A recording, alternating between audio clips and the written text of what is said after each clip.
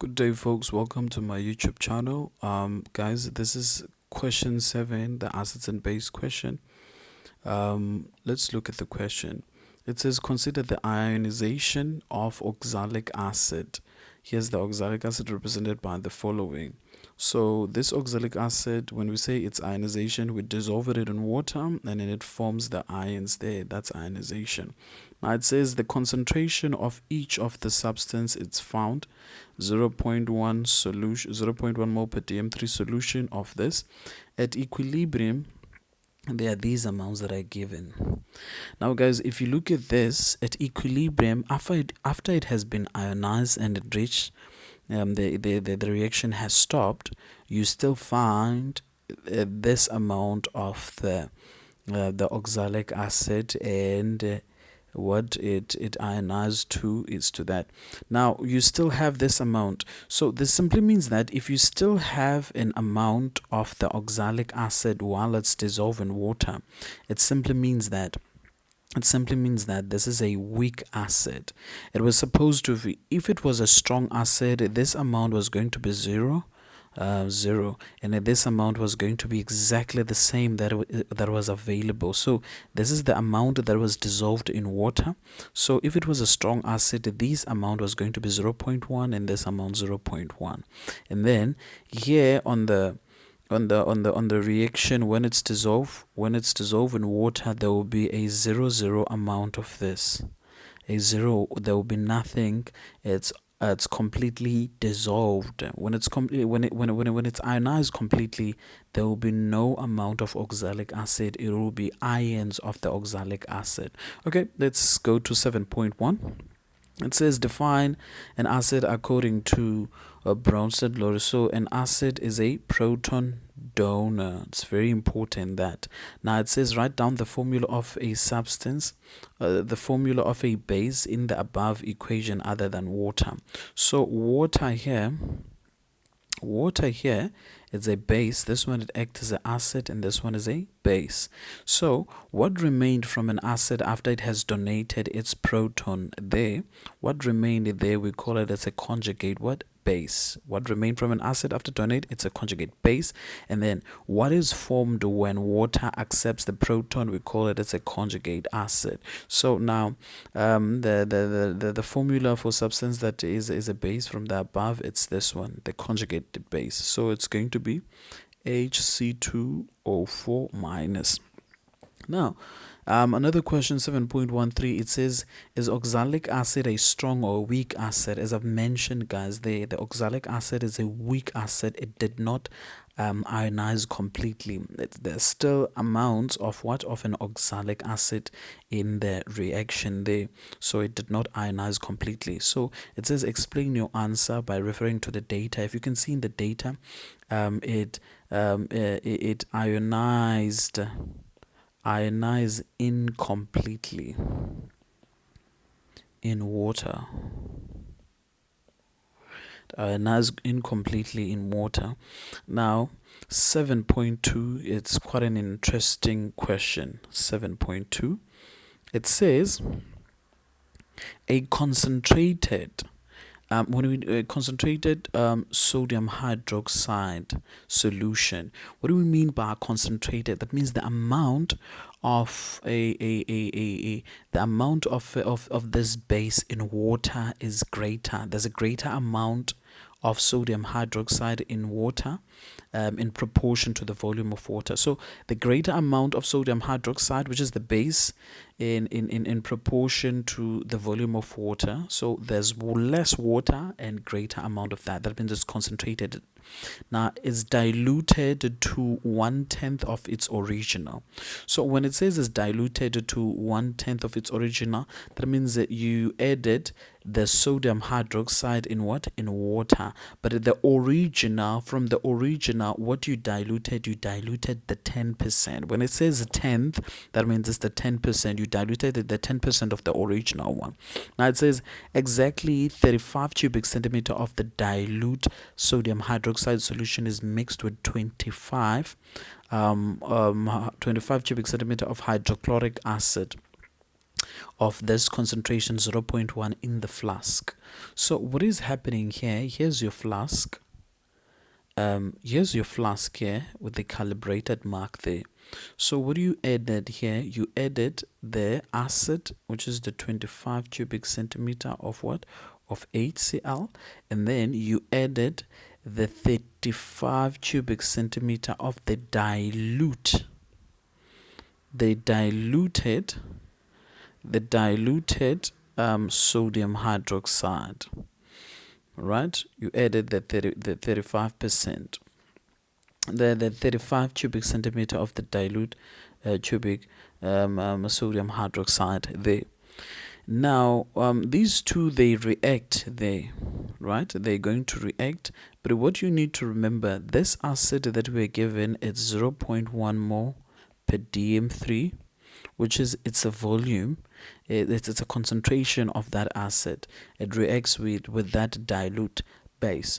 So guys, what do you need to know? These two, they react and reach equilibrium. So when they reach equilibrium, there will be an excess here, there will be a limiting here. There will be an excess, there will be a limiting. There's something that is going to be used up, and there's something that is going to remain after. Now it says neutralization reaction occurs in the flask, which is they neutralize each other, they react with each other. This amount of an acid, it was an initial amount. It's not an amount that reacted.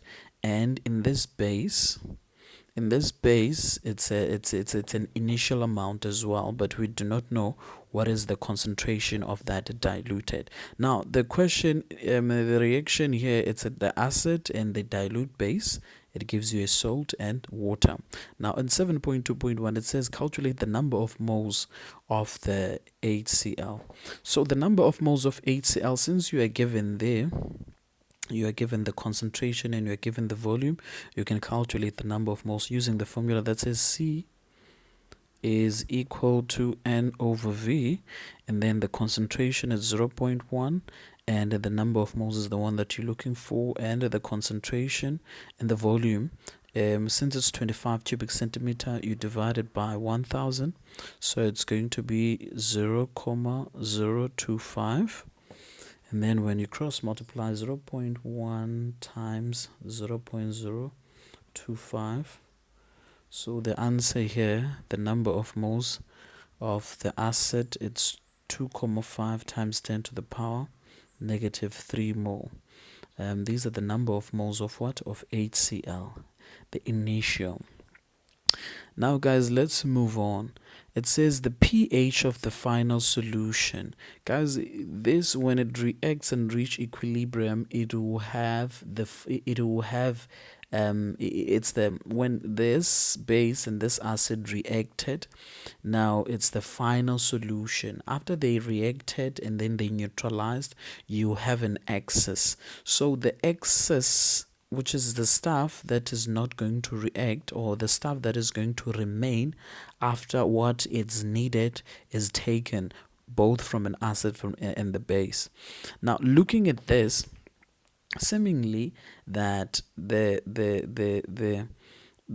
base here, is going to be an excess. Base is going to be an excess because of the question. It says calculate the concentration. After they tell you the pH is 12, if you see the pH is 12 there, that means this final solution is basic, and that means the excess here is the base. Now it says calculate the concentration of the hydroxide ion in the final solution. So from this pH, we're going to calculate the concentration of OH. Let's do it. 7.2.2. What are you going to do there? You are given the pH is 12, and so we are looking for the concentration of OH minus, which is the hydroxide ion. And then we do not have as well the concentration of hydronium ion. So this is how we're going to do this. So there are two ways in fact to do this. We're going to use the pH formula is equal to negative log concentration of hydronium ion.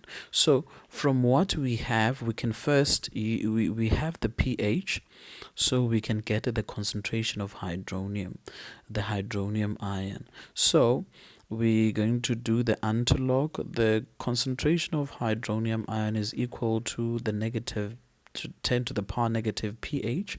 That's an antilog. This formula, you don't have it in the data sheet, you have to keep it in mind. So it's 10 to the power negative 12. That's 1 times 10 to the power negative 12 mole per dm3. So we have the concentration of hydronium ion now. How are we going to get the concentration of hydroxide ion? We use the auto-ionization of water.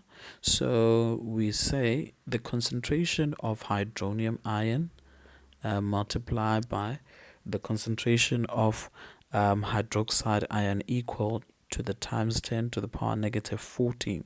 So since we want this, we make this as a subject of the formula by dividing both sides by the concentration of hydronium ion.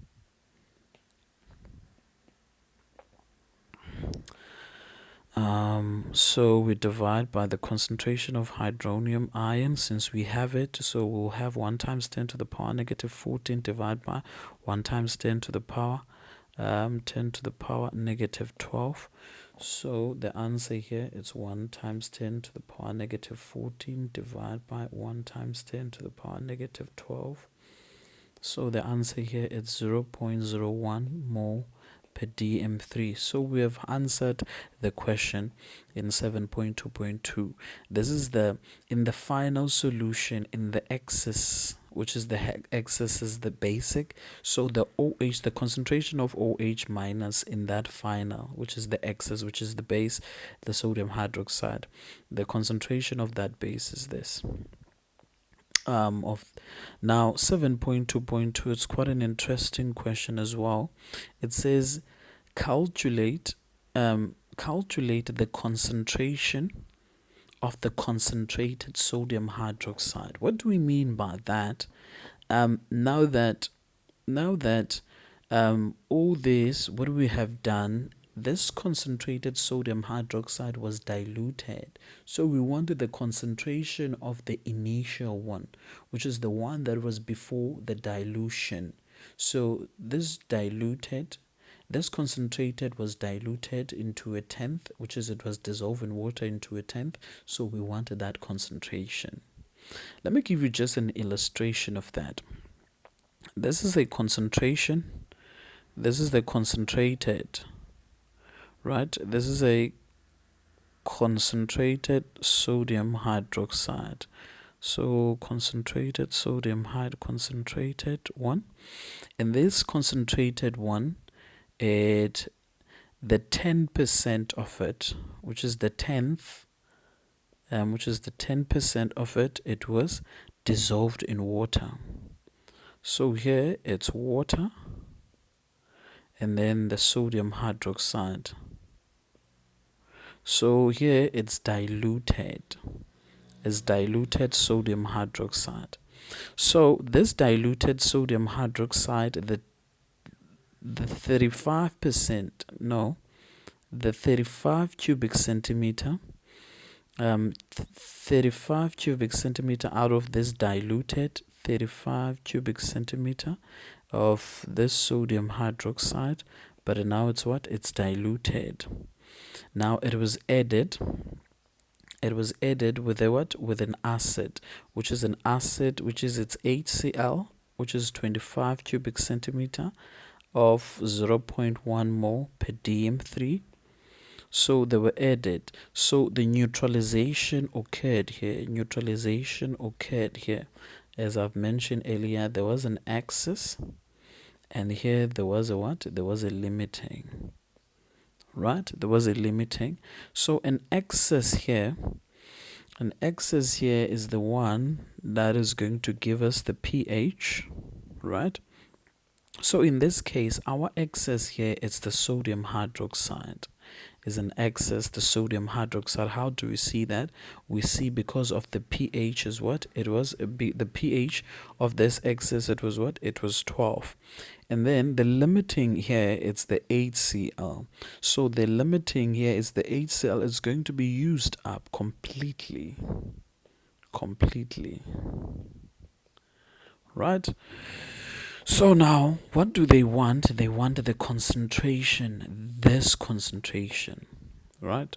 They want this concentration. What are we going to do first?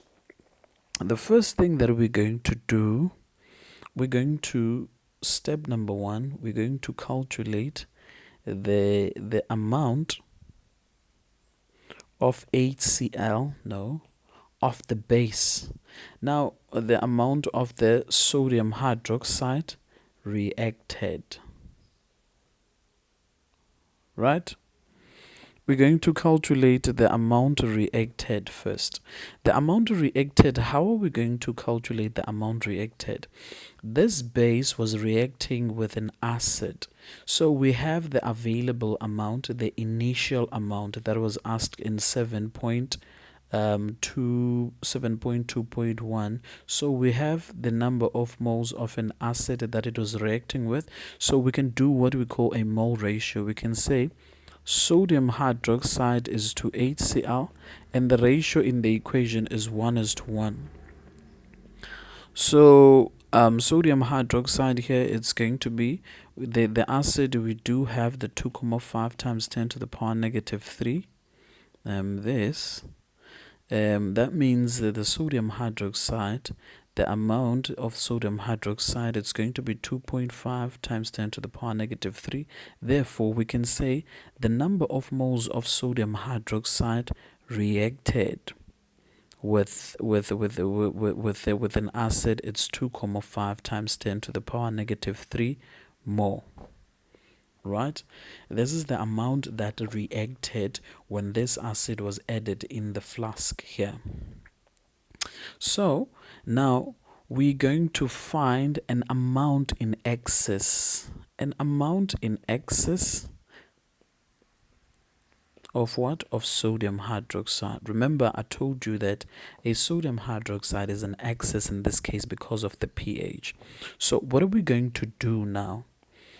Now, having the concentration of hydroxide ion that was asked in the question above, which is the 0.01, we can get, which is at 0.01 mole, we have this amount of sodium hydroxide.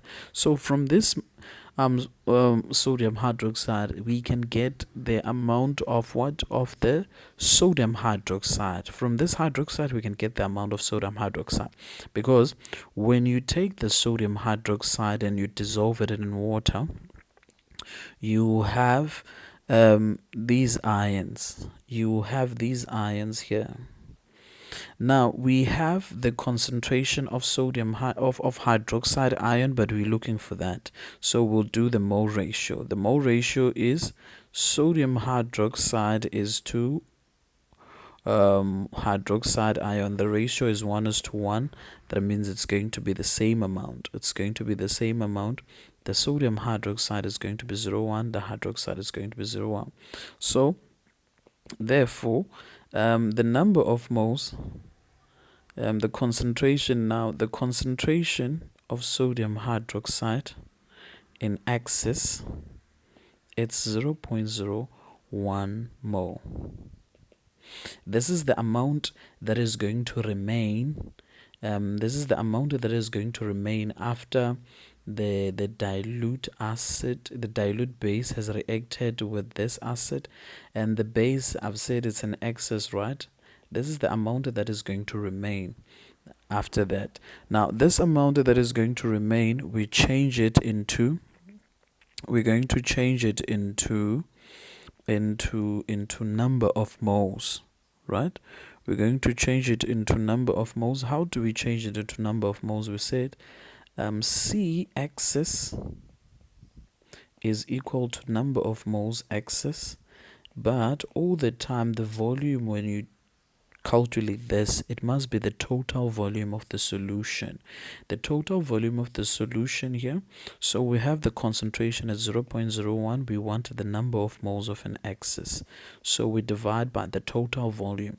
The total volume, guys, the V total, it's the 35 of the base plus the 25 of the acid. It's 60 cubic centimeter, and then we divide it by 1000. It's going to be 0.06 dm3.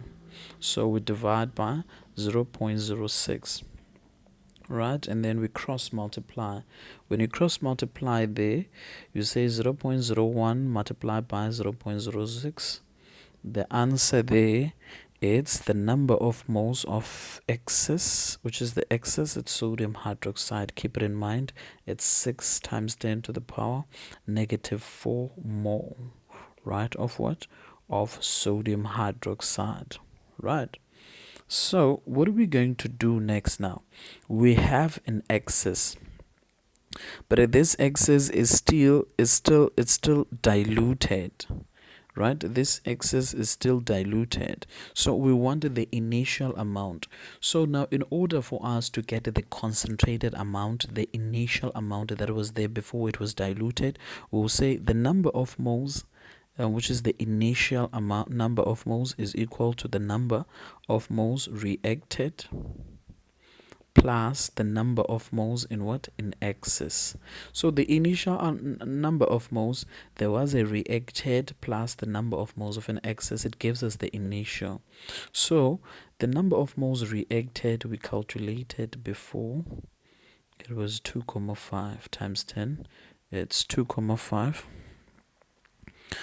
It was 2,5 times 10 to the power negative 3 plus an excess, the number of moles of an excess, it's 6 times 10 to the power negative 4. And then the answer here, let me add plus 2,5 times 10 to the power negative 3. The answer here, it's 3,1 times 10 to the power negative 3 mole.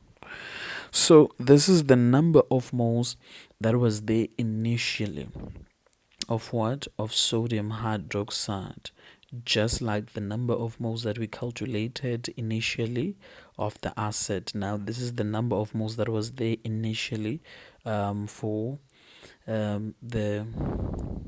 the base, which is the sodium hydroxide.